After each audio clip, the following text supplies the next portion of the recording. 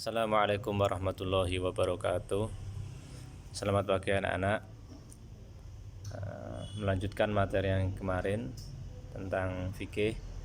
Adapun dalam pertemuan kali ini kita akan membahas tentang najis dan hadas. Sebelum kita memulai, mari kita membaca suratul Fatihah terlebih dahulu dengan harapan semoga yang kita hasilkan dapat menjadi manfaat dan barokah. Al-Fatihah.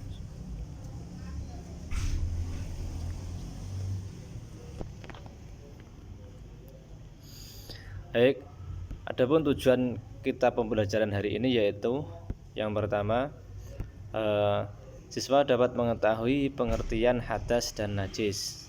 Yang kedua, siswa dapat mengenal benda-benda najis dan macam-macam hadas. Yang ketiga, siswa dapat mengetahui alat-alat bersuci dari najis dan hadas. Yang keempat, siswa dapat mengetahui macam-macam air. Dan yang kelima, siswa dapat mengetahui bagaimana sikap seorang muslim terhadap benda-benda najis. Lanjutnya, sebelumnya ini peta konsepnya yang akan kita bahas nanti. Ada najis dan hadas, pengertian najis dan hadas, mengenal benda-benda najis dan macam-macam hadas, alat-alat bersuci dari najis dan hadas, macam-macam air, sikap muslim terhadap benda-benda najis. Yang pertama, pengertian najis dan hadas. Kira-kira apa pengertian dari najis dan hadas? Mungkin kita sudah menjumpai najis-najis yang ada di sekitar kita, namun kita terkadang belum mengetahui apa sebenarnya pengertiannya dari najis. Yang pertama, najis. Najis adalah perkara yang zahir dan bisa dilihat seperti air kencing, darah, dan lain sebagainya. Zahir itu kelihatan. Kemudian untuk hadas yaitu perkara maknawi yang ada di dalam jasad dan tidak dapat dilihat oleh panca indera. Maknawi itu hanya sebagai yang tidak terlihat ya. Nah, itu perbedaannya. Adapun perbedaan dari segi fikih. Nah, secara hukum fikih itu ada 5. Yang pertama, dari segi niatnya, niat menjadi syarat untuk menghilangkan hadas. Sedangkan untuk menghilangkan najis tidak dibutuhkan niat. Yang kedua, air. Dalam menghilangkan hadas, air juga menjadi syarat, sedangkan untuk menghilangkan najis tidak harus mengenakan air. Seperti istinja misalkan, bisa dilakukan dengan menggunakan batu dan ataupun yang lain.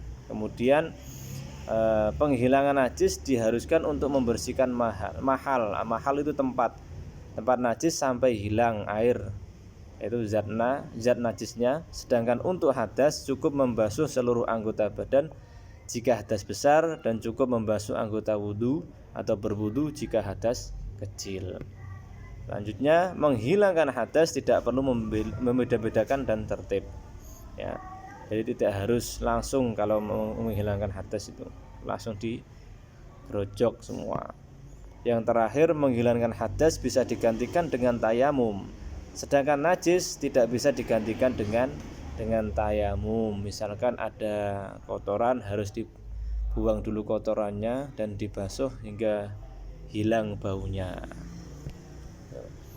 Terus selanjutnya, benda-benda najis dan macam-macam hadas. Kira-kira apa saja benda-benda yang najis?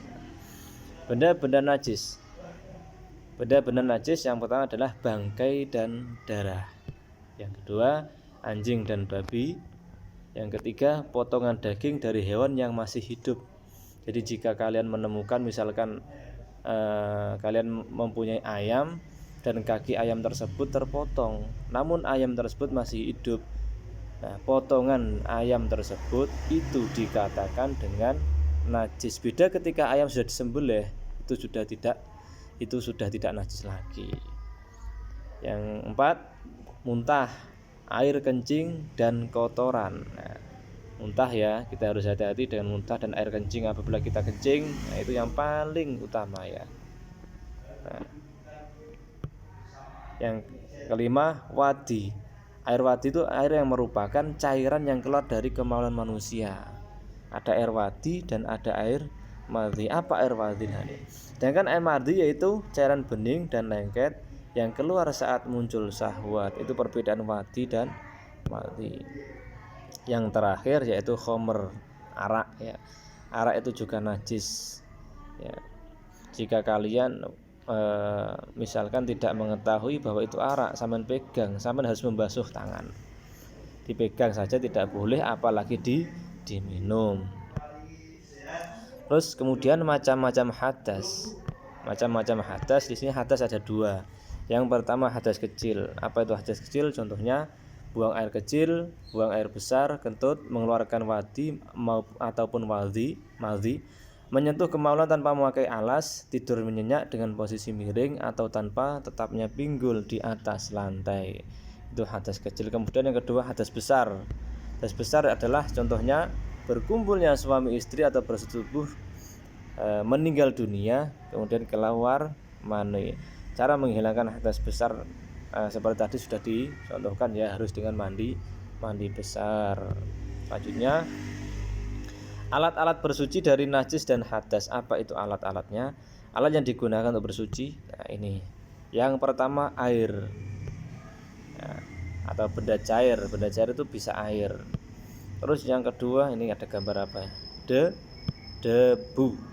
Yang ketiga batu atau benda padat. Ini alat-alat yang digunakan untuk menghilangkan najis dan hadas. Jika tidak bisa menjumpai air, bisa menggunakan debu ataupun benda padat yang lainnya seperti batu. Kalau di sekitar kita air banyak sekali ini.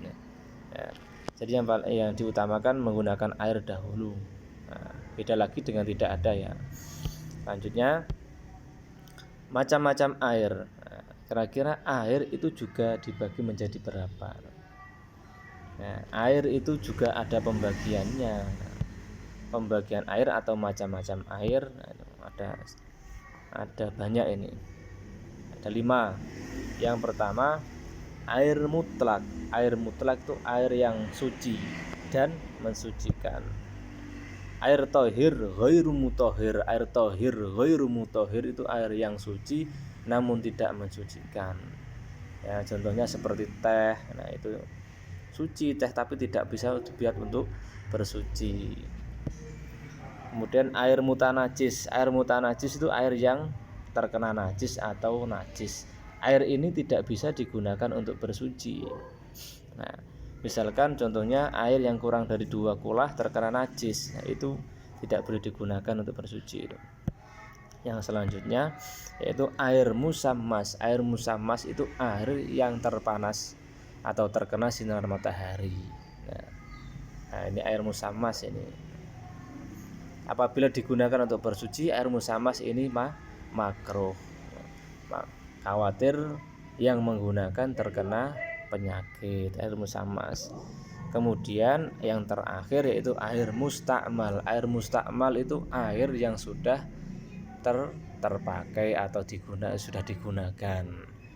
Nah, air mustakmal jika kurang 2 kulah tidak bisa digunakan untuk bersuci. Misalkan sampean berwudu, kemudian sampean ketika membasuh wajah, air yang dari wajah itu tertetes di misalkan di gayung ataupun di yang lainnya.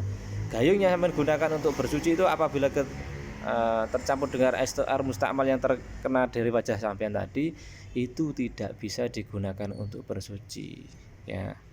Air yang terkena atau sudah terpakai atau air yang sudah diobok-obok yang kurang 2 kulah itu juga tidak bisa digunakan untuk bersuci. Itu sudah mustakmal. Kemudian pembagian air lagi ya. Yang pertama air mutlak. Air mutlak itu juga ada banyak pembagiannya. Ada macam-macam air mutlak. Nah, mari kita lihat ada berapa ini. Ada 7. Yang pertama air hujan. Air hujan jelas suci. 2 air sumur suci. Air laut juga suci. Air salju juga suci.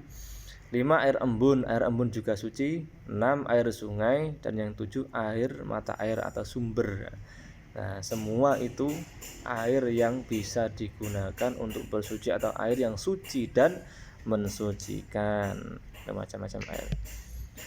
Selanjutnya sikap seorang muslim terhadap benda-benda najis itu seperti apa? Bagaimana ya sikapnya?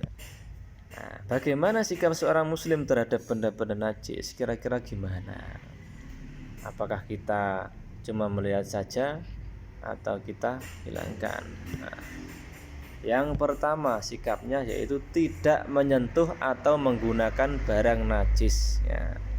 Apabila sudah tahu bahwa benda itu najis, jangan disentuh. Kotoran misalkan kotoran ayam, kambing, manusia dan lain-lain ya, tidak boleh disentuh ya. Jika ingin membersihkan bagaimana? Nah, kita cari alat ya, benda yang lain, misalkan kertas atau yang lain untuk membuang atau sapu ya, untuk membuang air, membuang kotoran tersebut. Yang kedua, tidak mengonsumsi. Nah, itu ada gambar. Apabila khamr tadi kan sudah jelas najis ya. Nah, kita sebagai seorang muslim itu tidak boleh atau dilarang untuk mengkonsumsi khamr, karena khamr itu memabukkan. Selain memabukkan, khamr itu juga najis, makanya tidak boleh. Dan yang ketiga adalah tidak memperjualbelikan. Jika sudah tahu bahwa khamr itu benar-benar najis atau dilarang oleh agama, kita sebagai seorang muslim dilarang menjual dan dilarang memperjualbelikan. Beli juga tidak boleh, menjual juga tidak boleh. Nah, itu sikapnya. Nah, kemudian lanjutnya ini ada latihan soal. Ada 5 soal. Yang pertama, apa pengertian dari najis dan hadas? 2, apa saja perbedaan najis dan hadas secara hukum fikih? 3, sebutkan 2 macam hadas beserta contohnya. 4, sebutkan alat-alat yang digunakan untuk bersuci. Dan yang terakhir, sebutkan dan jelaskan upaya yang bisa dilakukan oleh umat Islam agar terhindar dari barang yang najis. Nah, silahkan ditulis di buku tulis, dikerjakan. Nanti cukup difoto saja, dikirimkan ke Pak Wahab. Mungkin hanya itu yang bisa Pak Wahab sampaikan. Semoga bermanfaat. Kurang lebihnya mohon maaf. Wassalamualaikum warahmatullahi wabarakatuh.